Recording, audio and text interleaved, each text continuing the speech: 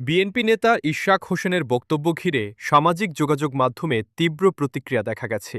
জামাত হোক বা ইয়েই হোক, কিন্তু আমরা আন্দোলন সংগ্রাম করে এই জায়গায় আসছি, আমরা ভেসে আসি নাই। যদি তাদের অন্য কোনো চিন্তা ভাবনা থেকে থাকে তাহলে বলে দেব যে ইলেকশনের অনেক আগেই আমরা তাদেরকে ক্লোজ করে ঢাকা থেকে বিতাড়িত করে দেব, এটা আমি বলছি। দীর্ঘমেয়াদে নেটিজেনদের মতে, যে রাজনৈতিক দল তাদের নেত্রীর বাসার সামনে থেকে একটি ট্রাক সরাতেও ব্যর্থ হয়েছিল, যে দলের নেত্রী বিনা দোষে বছরের পর বছর কারাবন্দী ছিলেন, অথচ দলের নেতাকর্মীরা কার্যকর কোনো পদক্ষেপ নিতে পারেননি, সে দলের পক্ষ থেকে এমন বক্তব্য মানানসই নয়। তারা আরও বলেন, একটি রাজনৈতিক দল দীর্ঘ ১৭ বছর নিজেদের দলীয় কার্যালয় খুলতে না পারলে তাদের মুখে বড় বড় রাজনৈতিক দাবি গ্রহণযোগ্যতা হারায়। এদিকে ইশরাক হোসেন অতীতেও একাধিকবার বড় বড় বক্তব্য দিলেও বাস্তব কাজে সময় শূন্য বলে মন্তব্য করেছেন অনেকে। বেশিরভাগই এর আগে আমরা দেখেছি তারা ভোরবেলা ৬টার সময় যখন রাস্তাঘাটে জনগণ থাকতো না, তারা চুপ করে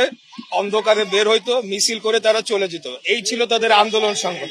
আমরা রাজপথে বুক ফুলিয়ে রক্ত দিয়েছি, আমরা গুলির মুখে দাঁড়িয়ে আমাদেরকে হত্যা করা হচ্ছে ১৭ বছর যাবৎ, গুম খুনের শিকার হয়েছি, আমরা কোন সময় পিছু হটে যাই না।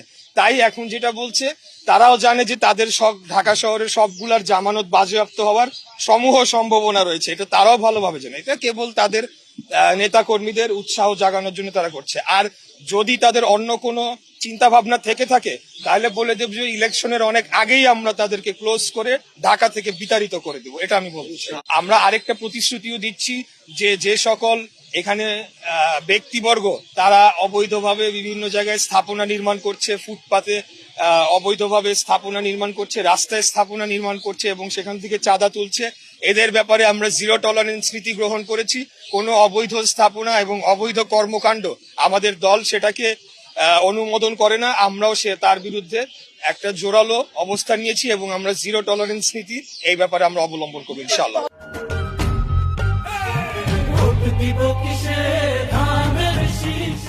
প্রথম বিষয় হচ্ছে যে আমি সরাসরি এখন এটা যেহেতু আমাদের দল থেকে যে স্টেটমেন্ট দেওয়া হচ্ছে আমি সেইখানেই থাকছি এবং এই ব্যাপারে যেহেতু আমাদের কেন্দ্রীয়ভাবে এই বিষয়টি কমিশনের সাথে যোগাযোগ করে একটা জায়গায় যাওয়ার চেষ্টা করা হচ্ছে, সেখানেই থাক। তবে আমি বলবো যে পোস্টাল ব্যালটের বিষয়টা আরো সতর্কভাবে এখানে এটাকে হ্যান্ডলিং করতে হবে। একটা ঠিকানায় ২-২৫০ পোস্টাল ব্যালট যাওয়াটা একটা অশনি সংকেত। তাই আমি বলবো যে আমাদের সকলের সজাগ থাকতে হবে। যদি এখানে কারো কোনো গাফিলতি থেকে থাকে সেটা এখনো সময় রয়েছে, সেটাকে ঠিক করা সম্ভব রয়েছে। এর পাশাপাশি আপনারা জানেন পোস্টাল ব্যালটের কিন্তু আলাদা একটা কেন্দ্র রয়েছে, সেখানে আলাদাভাবে গণনা হবে। তো সেখানে যদি কোনো অনিয়ম হয় তাহলে পোস্টাল ব্যালটকে তো আমরা আমলে নিতে পারবো না চূড়ান্ত ফলাফলের জন্য, এটা আমি বলতে চাই। যদি কোনো ধরনের অনিয়ম পাওয়া যায়, আরো বেশি পাওয়া যায়। আর দ্বিতীয় হচ্ছে যে আপনার প্রশ্নটি ছিল জয়ের ব্যাপারে।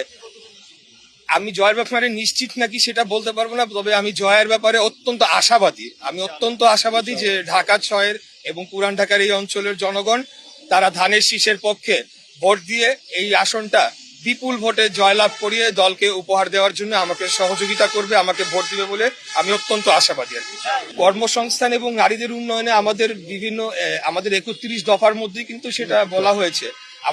আমরা বলেছি যে আগামী ১ বছরে কতগুলো কর্মসংস্থান আমরা করতে চাই এবং সেটা কিভাবে আমরা করতে চাই এবং কিভাবে আমরা বিভিন্ন যারা উদ্যোক্তা রয়েছেন, ক্ষুদ্র এবং মাঝারি উদ্যোক্তা, তাদেরকে আরো ফ্যাসিলিটেট করে সেখানে তারাও যাতে কর্মসংস্থান করতে পারে এই ব্যাপারে আমাদের উদ্যোগ রয়েছে।